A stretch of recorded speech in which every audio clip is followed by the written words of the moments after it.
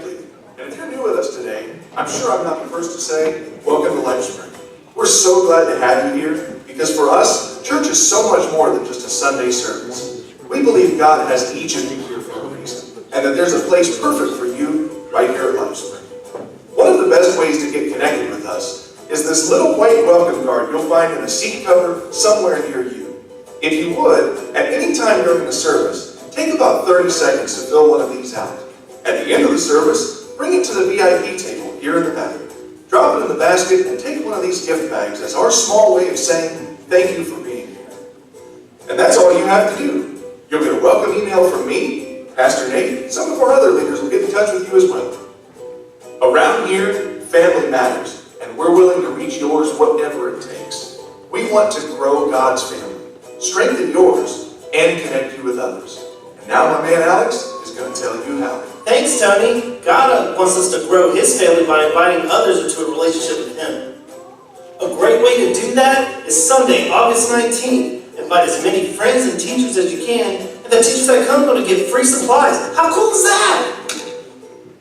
A great way to strengthen your family is Wednesday night, 6:30, 7:30, right here at the church. There's literally something for everybody. Everybody! To get connected, please join Nate and Hope this Sunday at 10 a.m. for Pastor's Breakfast. Thanks, Alex. Hey, to keep up with everything that's going on, feel free to take a picture of one of these laminated cards that you've probably already found somewhere near you. You can also visit our website at lifespringsc.org or check out our Facebook page as well. There's so many great things happening and you don't want to miss any of it. At this time, go ahead and shake a hand or hug a neck, or just say hey to those around you. And once again, welcome to Lifespring.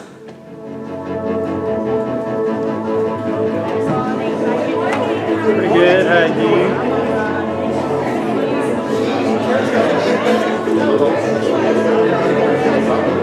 Ronnie, how you doing, buddy? Oh, pretty good. You? Doing good, doing good. It's a dangerous place, ain't it? It is, I bumped it.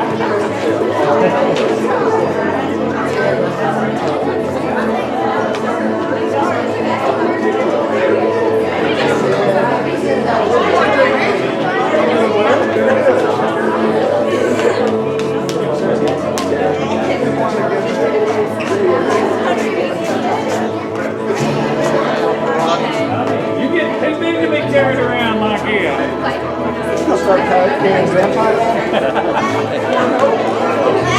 How are you? Have a good week. You have a good week this week? Nothing, no trip to hospital? I'm having one big problem. I think I got it straight now. I've been taking it late.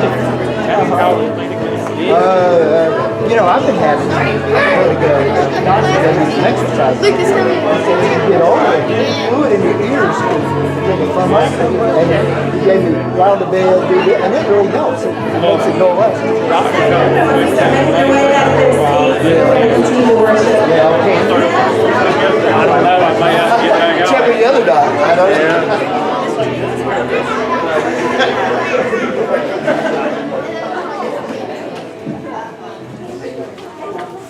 You know, we sang earlier about being free, and if you're not free this morning, I hope you will be one day. Freedom comes from the love of God, freedom comes from His sacrifice for us, but we have to accept that freedom, don't we?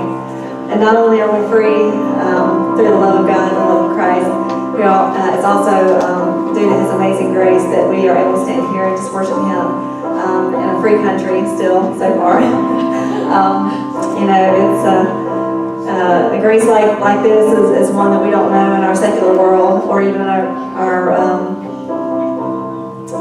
world of Christianity, so to speak. Sometimes love and grace is conditional, unfortunately, but God's grace and God's love is unconditional, and it's unmerited favor. That's the definition of grace, unmerited favor. So we just have to receive it. This next song is called "This Is Amazing Grace." So just sing with us, please.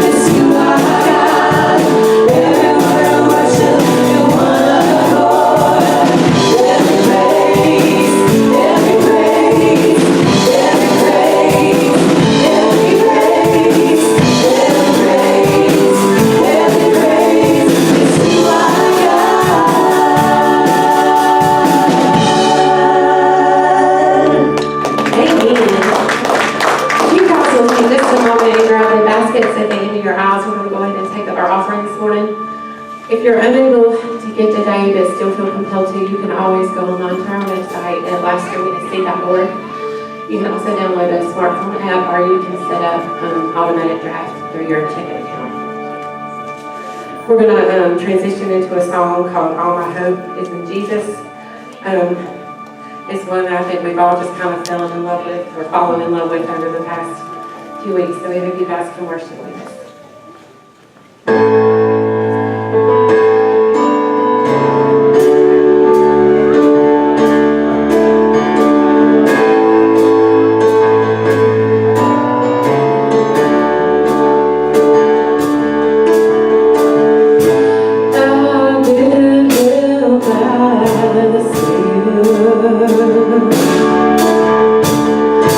I will find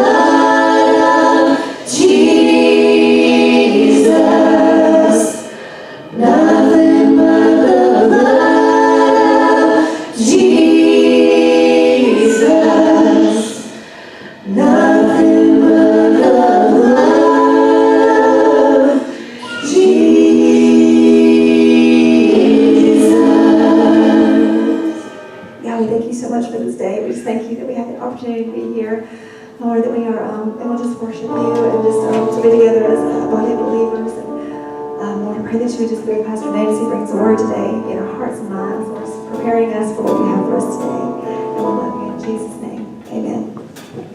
Amen, amen. You all have a seat. Kids, you are dismissed. Adults, make some noise. Peace out. Say bye.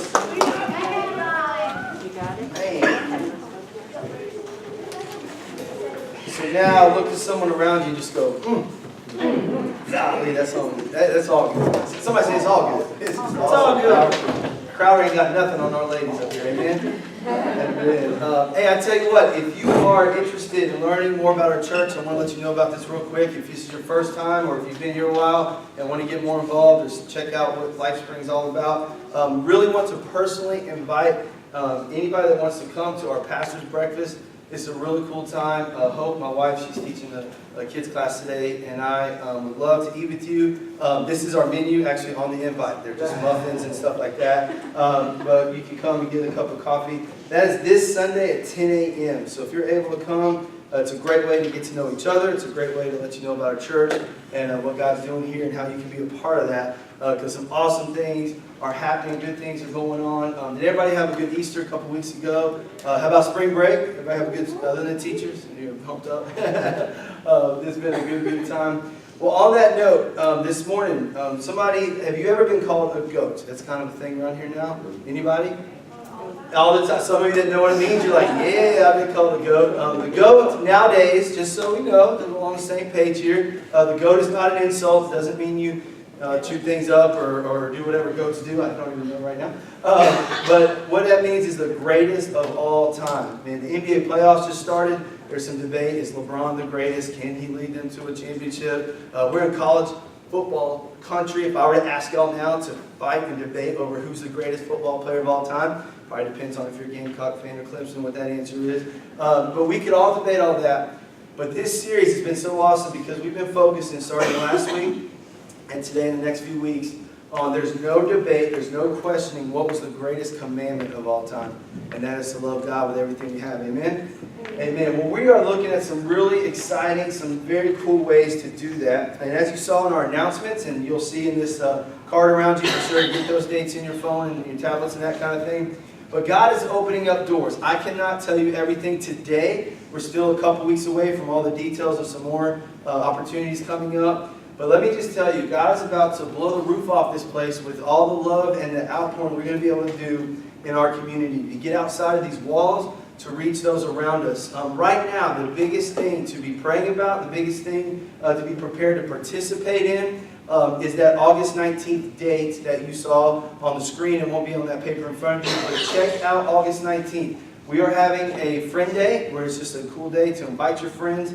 But specifically, if you're a teacher yourself, or if your kids' teachers in the area, we're inviting all the teachers around the county, and we're going to have collected and have a supply of school supplies here at church that day that teachers would usually have to use their own money out of their own pocket to get for their room. I had an opportunity this last week. Hope and I were on a trip. It was an awesome trip. It spanned over Georgia and Florida and North Carolina, all over the place doing different things. You'll hear more about that in a little bit. But with every teacher I came across, even ones in Florida, everywhere, that I was able, some friends of mine and stuff, I would kind of explain it the same way. I'm like, well, hey, do you usually have to buy supplies for school, for your classroom and stuff like that? And I'm like, yeah. And I said, what if a teacher had a Sunday where you just came to church and you got those supplies for free, or at least some of them? Every teacher, from the youngest to the oldest, oh my gosh, that would be awesome, right? So we're going to do that. That's a way to show love. How many of us, we don't have to raise our hands, we'll spend money on improving our church, right? We paint, we do things to make our church look as good. We meet in warehouse people. We're doing our best, okay? But to make that, how about at your house? You know, you might spend some money on some decor and pictures and that kind of thing. Well, we want to take the finances that God has blessed us with and also fix up some classrooms, do some things that'll be really neat. So August 19th, man, it's going to be a big day. Be thinking about that. And what a great way to show this great commandment that God has given us, to love God first and foremost, and that's going to express His love, but also to love each other. Our key verse, our theme verse for this series is found in Matthew chapter 22, verses 34 through 40. If you want to bust out your phones or whatever, go ahead and check this out. It's going to be some powerful stuff. So Matthew chapter 22, verses 34 through 40 say this. Hearing that, Jesus had silenced the Sadducees. The Pharisees got together. Pharisees are always trying to get Jesus, right? One of them, an expert of the law. Look at someone next to you as haughty as possible and say, expert. This guy was an expert in the law. Tested him with this question. Verse 36. Teacher, which is the greatest commandment in the law? So I can picture this like guy stepping out from the crowd of Pharisees kind of saying, hey, we're going to get you. And if he's like me, right, which I wouldn't do something like that, but if I did, and I came out, I'm like, I'm going to get Chuck good right here in the green shirt. I'm going to get him, man. Chuck knows so much. I'm going to hit him with something he doesn't know. And I'm going to come at Chuck and challenge him with something like I'm all big and bad. And you turn around to your friends like, hey, what's the greatest commandment? Sucker, we got it. It's going to be good. And the Pharisees are just ready. They're going to get him. And so he asks this question out of all the Old Testament laws, out of all the commandments, out of everything that's ever happened. Out of all that, what is the greatest commandment in the law? Verse 37, Jesus replies, just like straight up, here it is, no beating around the bush. Love the Lord your God with all your heart. Somebody say all. And with all your soul and with all your mind. This, verse 38, is the first and greatest commandment. And the second, he keeps going. He says, hey, I'm going to elaborate. And the second is like it. Love your neighbor as yourself. All the law and prophets hang on these two commandments. Man, he makes it simple. Man, thank God for people like me. I'm a simple dude. I don't have theological degrees or all this crazy stuff. I just love Jesus like crazy and love helping people love Jesus more. And that's what God has called me to do, and to do life together and hang out with you guys and see what God has in store for you and how we can partner with you and how we can do life together through the ups, through the downs, and through everything. God has Lifespring here for a reason. That is to love God with everything we have and then to love each other in the process. As you're going to hear throughout today's message, we're going to look at different ways.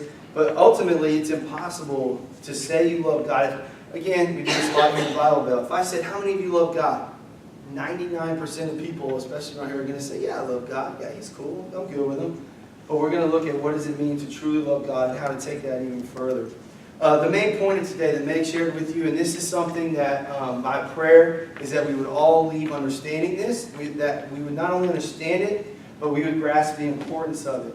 Last week we talked about loving God a little more. How can we do that? What are some things that we can show God that we love Him even more and more every day? Today the focus is on enduring love, a love that lasts. Man, if you watch the movies, if you live in today's society, if you are living and breathing, you know that the culture, the times we live in right now, love, and it's all based on what? Just feelings, right? Emotions. What are you going through? So your love for someone can go up and it can go down. Conditional love, right? Our society, this culture, our community is faced with the challenge and the craziness of what do I do? How do I keep loving someone or something, whatever it might be, even when I don't feel like it? Man, how many marriages have experienced this? If you're married or if you've been married before like myself, how many of you have been there where it's like, well, the marriage says my spouse is not working, I'm just not happy anymore. Anybody ever been there? Man, I know what that's like, right? To have your spouse tell you, I'm just not happy anymore, so I got to pursue happiness.